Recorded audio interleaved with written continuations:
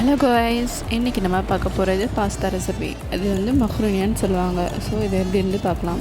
மக்ரூனியா ஒரு 2 கப்பு, வெங்காயம் ஒரு 2, தக்காளி ஒரு 2, ஒரு பச்சை மிளகாய். இப்போ இதை வச்சு சிம்பிளாக பாஸ்தா செய்யலாம், ரெடி பண்ணலாம். வாங்க. Spicy pasta. ஸோ ஒரு குக்கரில் எடுத்துகிட்டு அந்த குக்கரில் ஆயில், நம்மளுக்கு தேவையான பாஸ்தாக்கு ஏற்ற மாதிரி ஆயில் எடுத்து போட்டுக்கிட்டோம். இப்போது ஆனியனை நல்லா 2 ஆனியனை அது நல்லா சாப் பண்ணி போட்டுடலாம். இப்போது ஒரு பச்சை மிளகாய் நல்லா வதக்கிட்டு இஞ்சி பூண்டு பேஸ்ட்டு போடணும். நல்லா வதக்கணும். நல்லா வதக்கிட்ட பிறகு நம்ம கட் பண்ணி வச்சுருக்க தக்காளி ஆட் பண்ணணும். 2 தக்காளி நல்லா பழுத்த தக்காளியாக நல்லா வதக்கிட்டு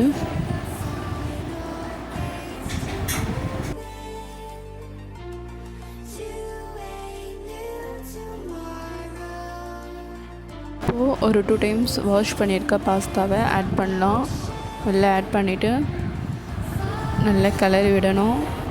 அதுக்கப்புறம் இப்போ நம்ம மசாலாஸ்லாம் சேர்க்கலாம். ஃபஸ்ட்டு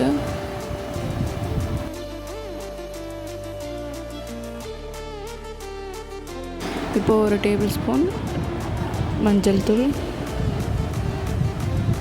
இப்போ நம்ம காரத்துக்கு ஏற்ற மாதிரி தனி மிளகாய்த்தூள், இன்னும் கொஞ்சம் காரம் வேணும் அப்படின்னா கூட இன்னும் கொஞ்சம் ஆட் பண்ணிக்கலாம். இப்போது உப்பு கொஞ்சம் ஆட் பண்ணணும்.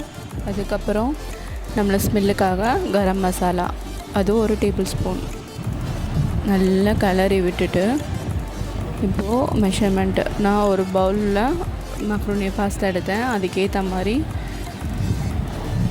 1க்கு 1.5 கிளாஸ் தண்ணி ஊற்றணும். ஸோ நம்ம குக்கருக்கு செய்கிறதுனால 1க்கு 1.5 கிளாஸ் போதும்.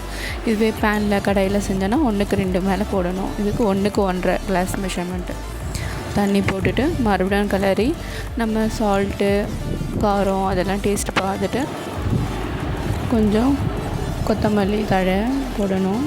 அதுக்கப்புறம் நல்லா கிளறி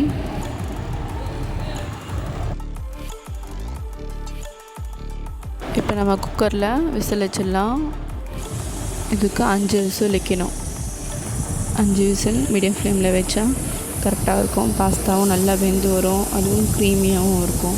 சாப்பிட்றதுக்கு நல்லா ஸ்பைசியான பாஸ்தா ரெடி ஆகிடும். ஸோ இங்கே பாருங்கள், ரொம்ப நல்லா வந்திருக்கு. Hot and spicy pasta ready. இது உங்களுக்கு ரொம்ப பிடிச்சிருந்தா கண்டிப்பாக ட்ரை பண்ணி பாருங்கள், கமெண்ட் பண்ணுங்கள். நம்ம சேனலை மறக்காமல் சப்ஸ்கிரைப் பண்ணுங்கள். Thank you guys. டாடா, பாய்.